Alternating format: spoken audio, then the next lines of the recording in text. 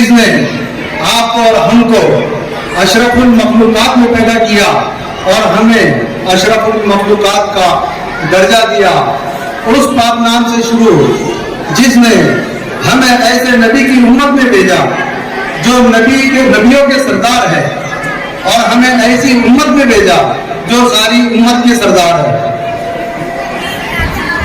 आज के इस प्रोग्राम के सदर अलहाज शेख इकबाल शेख हुसैन साहब,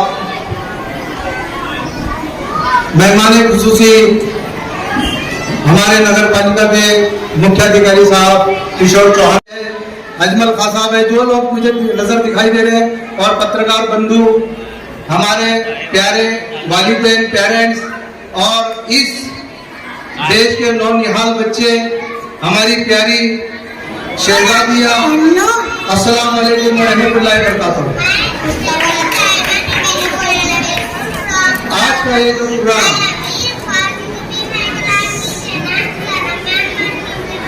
यौम आज़ादी का प्रोग्राम है, आज हम आज़ादी के 75 साल पूरे कर चुके हैं और हम आज़ादी का अमृत महोत्सव मना रहे हैं। 73वें साल में हमने पदार्पण किया है।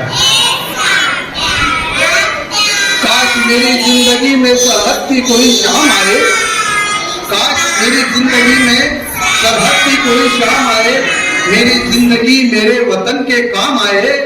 ना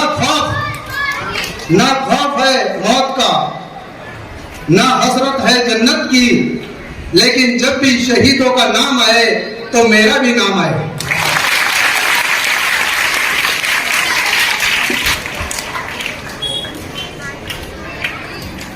यहां दो बच्चों को जो सत्कार किया गया है,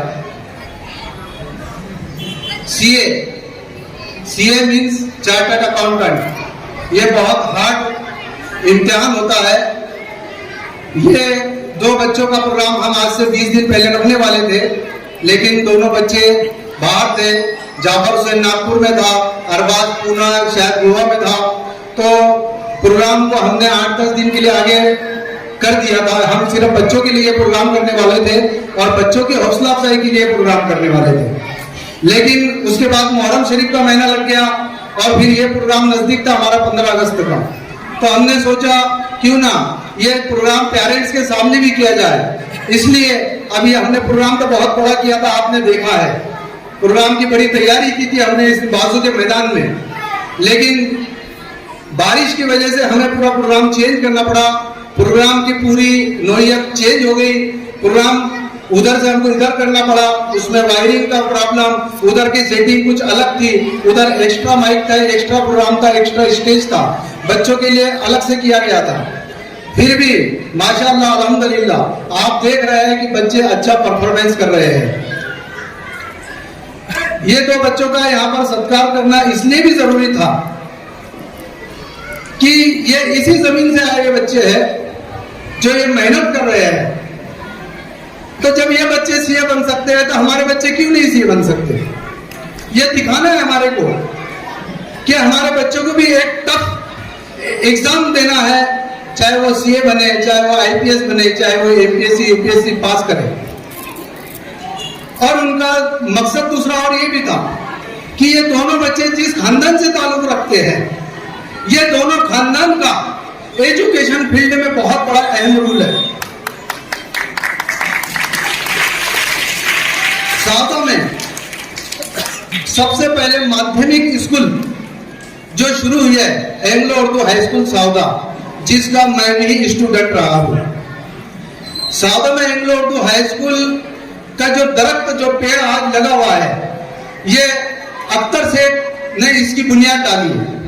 जो जाफर हुसैन के दादा है, बाबू सेठ के वालिद साहब है, इन्होंने इसकी बुनियाद डाली। जब हमारे कुछ लोग इनके पास गए और कहे कि हमारे को स्कूल शुरू करनी है, साउदा में इतना बड़ा शहर है, यहाँ उर्दू माध्यमिक स्कूल नहीं है, सिर्फ प्राइमरी तक महदूद है, तो अख्तर सेठ ने एक बार में हाँ कह दिया और कहा मेरी जहां भी जरूरत लगेगी मैं आपके साथ तैयार हूं। और अख्तर सेठ ने यहां तक नहीं, उनको क्लासरूम भी दिया, अपना ऑफिस बना के दिया, मैनेजमेंट को जो खर्चा है वो दिया, तो इसलिए बताने का मकसद ये नहीं है कि हमको बाबू सेठ की यहाँ तारीफ करनी है या इनकी तारीफ करनी है। जिन लोगों का हमारे समाज पे जैसा एहसान है उसका एहसान का बदला उनको मिलना चाहिए।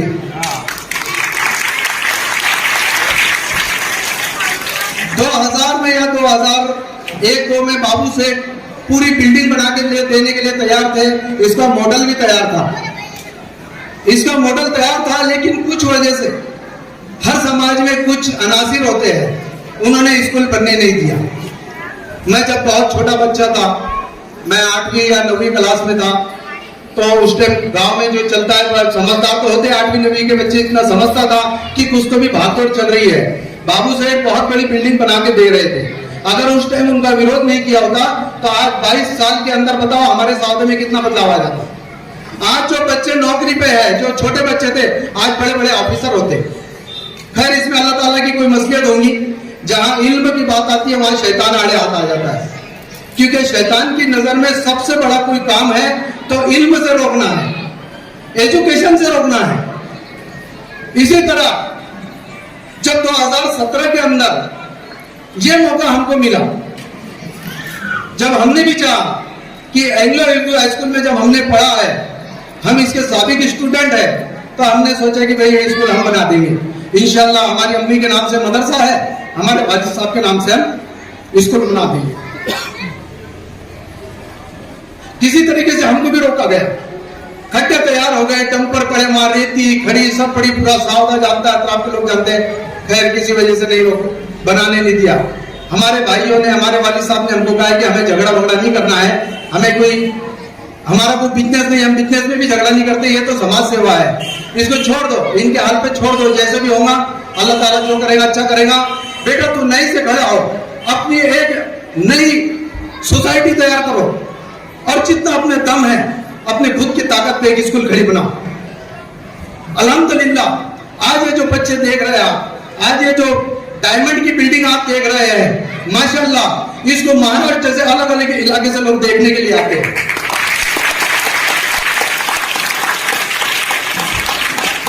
यहाँ किसके ऊपर हमको ताड़ी नहीं करनी है, किसी पे हमको उंगली नहीं उठानी है।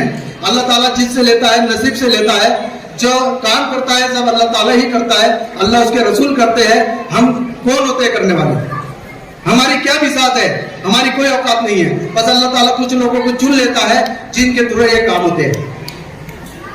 कहने का मकसद ये है कि भाइयों, आप सारे काम छोड़ दो, आप एजुकेशन पे ध्यान दो। एजुकेशन है शेरनी का दूध है,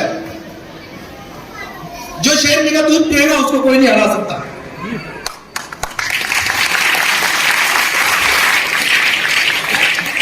अगर आपको आगे बढ़ना है तो एजुकेशन बहुत जरूरी है।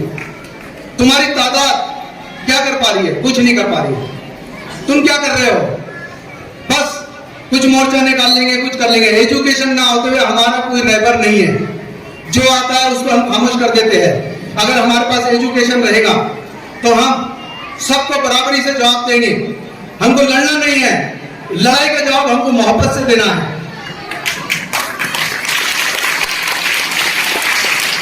आज हमारी तादाद कोई कम नहीं है, जितने पाकिस्तान में मुसलमान रहते हैं उससे ज्यादा मुसलमान हिंदुस्तान में रहते हैं, लेकिन एकता नहीं है, एजुकेशन नहीं है। लेकिन ये कुछ सालों में देखा गया है कि हमारे लोग अब जाग गए हैं, एजुकेशन पे ध्यान दे रहे हैं। अल्हम्दुलिल्लाह, जो कौम फ्री का एजुकेशन के लिए अपने बच्चों को नहीं भेजती थी, आज वो फीस देकर अपने बच्चों को पढ़ा रहे हैं। जो माँ बहन हमारी कभी ध्यान नहीं देती थी अपने बच्चों पर, वो माँ बहन अपने बच्चे को हाथ में लेकर 1 किलोमीटर आधा किलोमीटर पैदल बच्चों को लाके यहाँ छोड़ती है। चाहे बीमार हो, चाहे किस हालत में हो, हमारी माँ बहन सुबह उठकर अपने बच्चे का टिफिन तैयार करती है। क्यों तैयार करती है? अब उसकी आंखें खुल गई है, उसको समझ में आया है कि ये एजुकेशन ही मेरे बच्चे को आगे ले जाएगा। बिना एजुकेशन के कुछ नहीं हो सकता। मैं जब बोलता हूं ना तो मैं बिल्कुल आपे से बाहर हो जाता हूं। मेरा दर्द है, क्योंकि ये दर्द मैं 30 साल से झेल रहा हूं।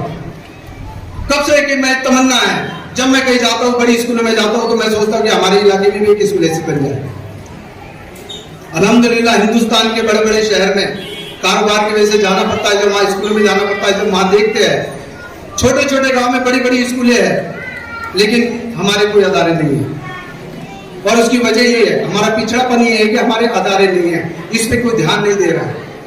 हमने सोचा है चाहे कुछ हो जाए इंशाअल्लाह इस स्कूल को, अभी 12वीं तक कॉलेज तक तो परमिशन है, सीनियर कॉलेज, ये बार बार मेरे जुमले आते हैं, आप लोग कहेंगे भाई बोर करता है, लेकिन ये मेरे जज्बात है, फिर आ जाते हैं कि हमको सीनियर कॉलेज भी शुरू करनी है। अल्हम्दुलिल्लाह जमीन की कोई कमी नहीं है हमारे पास। सीनियर कॉलेज खोलेंगे, बीए बीएड कॉलेज खोलेंगे, टीएटी कॉलेज खोलेंगे, इंजीनियरिंग कॉलेज खोलेंगे, इंशाल्लाह आपका साथ रहा, मेडिकल कॉलेज सौदा में स्टार्ट होगा।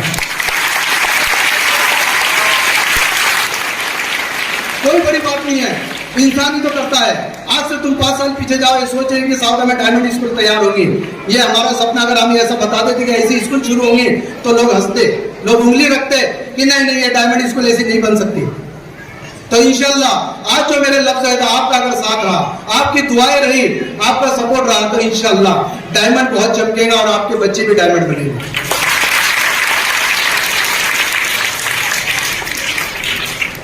अपने बच्चों पे ध्यान दो। बड़े बच्चे जो उर्दू मीडियम से आए हैं, कुछ उनको समझता नहीं है। बहुत से बच्चों को, 4वीं 5वीं के क्लास के बच्चों को अपना नाम नहीं लिखना आता है। हमारे टीचर्स बेचारे बहुत मेहनत कर रहे हैं, छुट्टी के दिन भी आते हैं। इन बच्चों के रिहर्सल के लिए रक्षाबंधन के दिन जो हमारे टीचर्स है, हमारे स्टाफ के अंदर 70% हिंदू टीचर्स है, 70% और 30% मुस्लिम है। 70% हिंदू टीचर्स रक्षाबंधन के दिन भी यहाँ आए, बच्चों की प्रैक्टिस ली। इतवार के दिन भी आए, संडे के दिन, कल छुट्टी थी, कल भी आए, उन्होंने बच्चों की प्रैक्टिस करवाई। उनकी भी तमन्ना है कि ये बच्चे कुछ बन के निकले यहाँ से। वो बेचारे इतना साथ दे रहे हमारा कि मैं उनका भी सबका तहे दिल से शुक्रिया अदा करता हूँ। हमारे टीचर्स का, हमारे प्रिंसिपल का, लक्ष्मी मैम का, शादाब सर का और जिनका टीचर स्टाफ है। ध्यान दो, ट्यूशन लगाओ, जहाँ लगाने वाला लगाओ। ऐसा नहीं कि हमारे स्कूल में लगाओ, हमारे टीचर्स पास लगाओ। जहां पर भी आप रहते हैं वहां अच्छे टीचर्स है, उर्दू की ट्यूशन लगाओ, मराठी की लगाओ, इंग्लिश की लगाओ, साइंस की लगाओ, ट्यूशन लगाओ। अपने बच्चों पे ध्यान दो। जिस तरीके से अगर हमारे घर में शादी होती है और हम 7-2 साल पहले से पैसा बचाते हैं कि भाई हमारे बेटे की शादी, हमारी बिटिया की शादी है, उसी तरह अपने बच्चों के एजुकेशन के लिए पैसा बचाओ। आगे तक जाना है, बच्चों को हमको बहुत आगे ले जाना है इंशाल्लाह।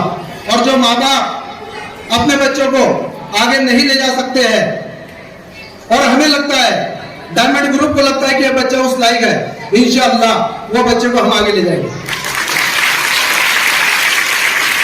और ये सिर्फ जबानी नहीं है, इस स्कूल के अंदर 50% से ज्यादा गरीबों के बच्चे हैं। खुशी इस बात की होती है कि जिस दुकान का मालिक का बच्चा यहाँ पढ़ता है, उस दुकान के नौकर के बच्चे भी यहाँ पढ़ते हैं। अगर डॉक्टर का बच्चा पढ़ता है तो कंपाउंडर का बच्चा भी पढ़ता है। अगर मोटर मालिक का बच्चा पढ़ता है तो ड्राइवर का बच्चा भी यहाँ पढ़ता है। अगर ठेकेदार का बच्चा पढ़ता है तो मिस्त्री का बच्चा भी यहाँ पढ़ता है। और इनको, हमारे को, इनके जितने भी इनके कारोबार इनके चेंज करना है। मिस्त्री के बच्चे को बड़ा इंजीनियर ठेकेदार बनाएंगे इंशाअल्लाह। जो ट्रक का ड्राइवर है उसके बच्चे को ऑटो लाइन का इंजीनियर बना देगा। ऑटो लाइन का आपका सपोर्ट चाहिए, ऑटो लाइन का इंजीनियर बनाएंगे। जिनके माँ बाप ऑलरेडी अच्छी पोस्ट पे है, उनके बच्चों को और अच्छी पोस्ट पे ले जाएंगे। आपका सपोर्ट चाहिए।